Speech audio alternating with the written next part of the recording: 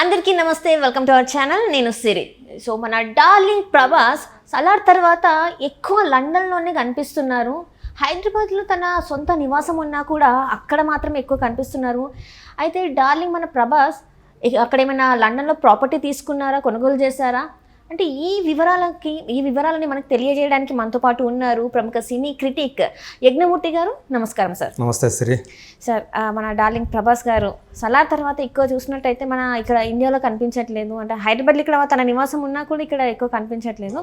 ఎక్కువ లండన్లోనే కనిపిస్తున్నారు. అక్కడ ఏమైనా ప్రాపర్టీ కొనుగోలు చేశారా, అసలు ఏంటి సార్? ఎక్కువ అక్కడే చాలా వరకు అక్కడే టైం స్పెండ్ చేస్తున్నారు. సో దీని వెనకాల గల కారణాలు ఏంటి సార్? ప్రభాస్ ప్రస్తుతం మనకు తెలుసు సలార్ తర్వాత ఆయన కల్కి సినిమా షూటింగ్లో పార్టిసిపేట్ చేస్తున్నారు కూడా.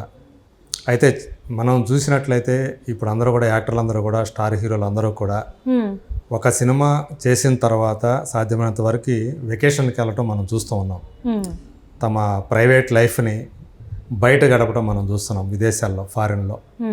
ఎందుకని హైదరాబాద్లో వాళ్ళకి నివాసాలు ఉన్నప్పటికీ కూడా ఎందుకు బయటకు వెళ్తున్నారు అనే చాలామందికి ఒక ఆలోచన కలుగుతుంది. సో ఇక్కడ హైదరాబాద్లో ఉంటే ఈ స్టార్స్కి వాళ్ళందరూ కూడా ఇంటికే పరిమితం అయిపోవాలి. షూటింగు ఎక్కడికైతే షూటింగ్ జరుగుతుందో ఆ లొకేషన్కి వెళ్ళటం, అక్కడి నుంచి ఇంటికి రావడం. సో బయటికి రావాలంటే వాళ్ళు ఫ్రీగా రాలేని పరిస్థితి మనందరికీ తెలుసు. సో ఇక్కడ వాళ్ళని ఒక డెమీ గాడ్స్ లాగా జనం చూడటం, అభిమానులు వాళ్ళని ఎక్కడికన్నా కనిపించారంటే ఏదన్నా ఈవెంట్లో బయట కనుక ఫంక్షన్లో ఇంకా చుట్టూ ఒక మాబ్ వచ్చేసేయటం, వాళ్ళు కదలలేని పరిస్థితి మనం చూసాం.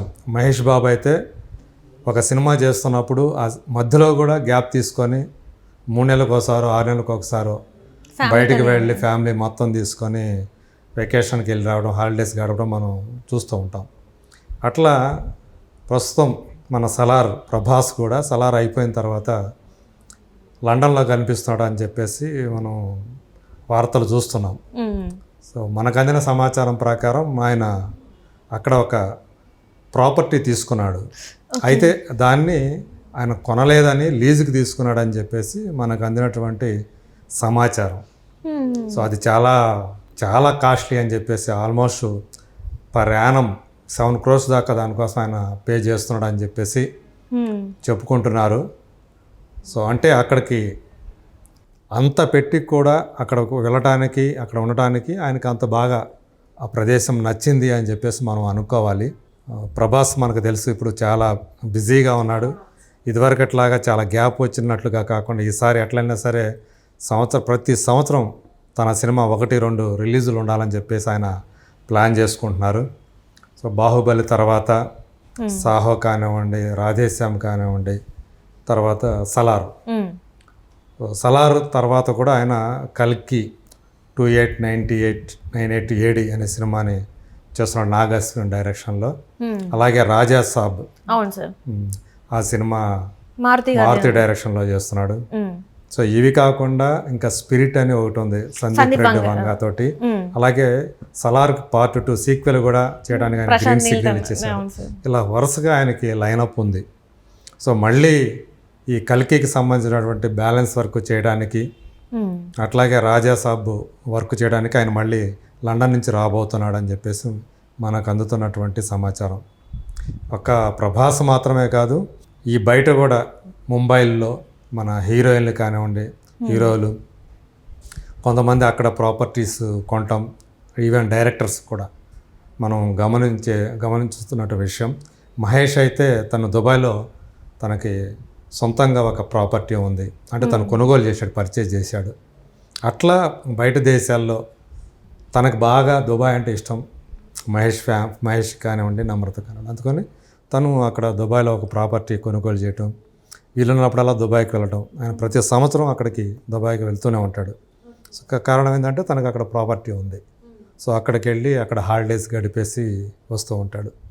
అట్లా ఈరోజు చాలామంది అలా అంటే బయట ప్రాంతాలు హైదరాబాద్ కాకుండా కొంచెం ఈ జనాలకి దూరంగా తమ ప్రైవేట్ లైఫ్ని ఫ్రీగా ఎంజాయ్ చేయడానికి బయట ప్రదేశాలని వెతుక్కుంటున్నారు అన్నమాట. సో తమకు ఎక్కడైతే నచ్చుతుందో అక్కడ ప్రాపర్టీ తీసుకోవటము, ఇప్పుడు ప్రభాస్ చేసినట్టు ఒక లీజుకు తీసుకోవటము, చేసి అక్కడ వెకేషన్స్ని గడపడానికి అంటే ఇష్టపడతారు. అక్కడ చూస్తున్నట్టయితే సార్ మనకి మన ఇండియన్ కరెన్సీకి అక్కడ కరెన్సీకి చాలా అంటే లివింగ్ కాస్ట్ నేను చెప్పేది, ఇక్కడ లివింగ్ కాస్ట్ అక్కడ లివింగ్ కాస్ట్ చాలా వ్యత్యాసం ఉంటుంది, అది లక్షలలోనే ఉంటుంది. సో ఇన్ని రోజులు మరి లీజ్ తీసుకుంటే ఎంత ఖర్చు అవుతూ ఉండొచ్చు సార్?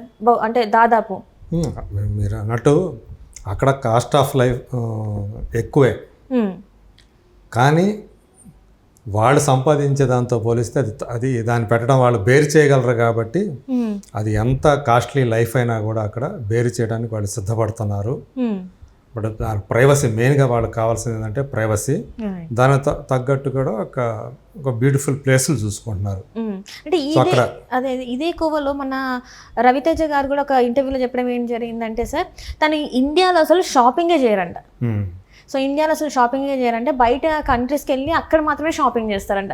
అంటే నేను అది విన్నప్పుడు కొంచెం అనిపించింది, ఎందుకు మన తెలుగు సినిమాలు చేస్తూ మన ఇండియాలో ఇక్కడ ఎందుకు షాపింగ్ చేయరంటే, వాళ్ళకి షాపింగ్కి వెళ్ళి వాళ్ళకి నచ్చినవి తీసుకోవడానికి అంత టైం దొరకదంట. అంటే వెళ్ళినా కూడా అక్కడ క్రౌడ్ అంతా వెళ్ళేసరికి వాళ్ళకి ఆ ఫ్రీడమ్ ఉండదు. ఇక్కడ ఏ షాప్ కని వెళ్తారు చెప్పండి? షాప్కి వెళ్ళే పరిస్థితి ఉంది అసలు షాపింగ్ చేయడానికి? ఎందుకంటే వాళ్ళు ఎక్కడికి వెళ్ళినా కానీ వాళ్ళని జనాలు గుర్తిస్తారు కాబట్టి ఇమీడియట్గా మొత్తం చుట్టూ చేరిపోతారు. సో వాళ్ళకి ఏంటంటే ఆ ఫ్రీడమ్ కావాలా, ఫ్రీనెస్ కావాలా. సో ఎవరు తమని గుర్తించినటువంటి ప్రాంతం అయితే వాళ్ళు ఫ్రీగా అక్కడ గడపడానికి షాపింగ్ చేసుకోవడానికి ఉండేది. రవితేజ ఇదివరకు, ఇప్పుడు అయితే ఫారెన్ వెళ్తున్నాడు, ఇదివరకు అయితే తను ఎక్కువ బాంబేలోనే చేసేవాడు. కానీ ఈరోజు అక్కడ కూడా తను అక్కడ జనాలకు కూడా బాగా తెలిసిపోయాడు కాబట్టి అక్కడ కూడా తనకు పాపులారిటీ ఉంది కాబట్టి ఫారిన్ లొకేషన్స్ చూసుకుంటున్నాడు అనమాట, ఇది షాపింగ్ చేయడానికి దీనికి. సో ఇది ఒక ట్రెండ్ లాగా మారిపోయింది. అంటే ఒకరిని చూసి ఒకరు బయట ప్రాపర్టీస్ చూసుకోవటం, వెకేషన్స్ గడపటం, ఇదంతా కూడా ఒక ట్రెండ్ లాగా అయిందని చెప్పుకోవాలి. అంటే ఎన్ని రోజులు అంటే ఇప్పుడు షూటింగ్ సమయంలో అంటే ప్రైవసీ కోసమా ఉంటారా సార్, లేకపోతే జస్ట్ ఒక 1 month? ఇప్పుడు మహేష్ బాబు గారు చూసాం 3 monthsకి ఒకసారి వెకేషన్కి వెళ్ళి ఒక 1 week 15 days అక్కడ గడిపేసి వస్తారు. ఇప్పుడు మరి ప్రభాస్ గారి పరిస్థితి ఏంటి సార్? మరి అక్కడ ఎన్ని డేస్ ఉంటారు ఏంటి అసలు? అక్కడ అంటే ఒక బంచ్ ఆఫ్ డేస్ ఉంటారా, లేకపోతే 2-3 months అక్కడే కంటిన్యూస్గా ఉండిపోతారా? ఇప్పుడు కల్కి యాక్చువల్గా వేసవికి రిలీజ్ కాబోతుంది, మేలో ఆ సినిమా రాబోతుంది. సో దానికి సంబంధించినటువంటి వర్క్, ఇంకా బ్యాలెన్స్ వర్క్ ఏదైతే ఉందో, ప్రమోషన్ వర్క్ ఎటు తిరిగి చేయాలి కాబట్టి ఇప్పుడు మార్చి రాబోతా ఉంది. సో కంపల్సరీగా తను రావాలి. దానికి తోడు రాజాసాబ్ షూట్ కూడా ఉంది. సో కొద్ది రోజుల పాటు అక్కడ గడిపేసి యుద్ధమిత్తంగా మనకి ఎప్పుడు వస్తాడు కరెక్ట్గా మనకు తెలియదు కానీ, బట్ ఆ 2 పనులు, ఒకవైపు షూటింగ్, ఇంకోవైపు దాని ప్రమోషనల్ వర్క్, కల్కికి సంబంధించినటువంటి ప్రమోషనల్ వర్క్.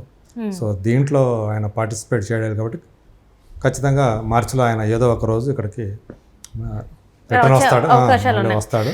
అంటే ఇక్కడ చూస్తున్నట్టయితే మన స్టార్స్ అందరికి ఇండియాలో కాకుండా ఇంకా వేరే స్టేట్స్లోనే వాళ్ళు అక్కడ ఫ్రీగా తిరుగుతున్నారేమో అనిపిస్తుంది సార్. ఇదంతా చూస్తుంటే ఇక్కడ వాళ్ళకి స్వేచ్ఛ లేదేమో అని అనిపిస్తుంది సార్. నిజంగానే ఇక్కడ వాళ్ళకి స్వేచ్ఛ కరువే. బయటికి రావాలంటే స్వేచ్ఛగా మనలాగా వాళ్ళకి కూడా ఏంటంటే అందరికీ మిగతా వాళ్ళలాగా షాపింగ్ చేయాలన్నా, బయట ఎక్కడన్నా తిరగాలన్నా, హోటల్కి వెళ్ళాలన్నా కానీ మిగతా వాళ్ళ ఎలా స్వేచ్ఛగా అయితే వెళ్తారో అలాంటి స్వేచ్ఛ సెలబ్రిటీలకి తక్కువ ఉంటుంది. అందువల్ల మరీ ప్రభాస్ లాంటి స్టార్స్కి, స్టార్స్కి అసలు మొత్తం ఇండియాలో ఎక్కడికి వెళ్ళినా ఇబ్బంది. సో కాబట్టి వాళ్ళు ఇక్కడ కాకుండా బయట షాపింగ్ వెళ్ళటం కానీ, వెకేషన్స్ వెళ్ళటం కానీ, సో అవన్నీ కూడా ఇక్కడ మనకి వెకేషన్ కంటే చాలా ప్లేసులకు వెళ్తాం మనం. అది పుణ్యక్షేత్రాలు కావచ్చు, విహార క్షేత్రాలు కావచ్చు, విహార ప్రదేశాలు కావచ్చు, మనం వెళ్ళగలుగుతాం. కానీ వాళ్ళు వెళ్ళలేని పరిస్థితి. సో అందు గురించి వాళ్ళు ఆ వెకేషన్స్కి బయట ప్రదేశాలు, అది కూడా ఫారిన్ చూసుకోవడం అనేది అందు గురించి.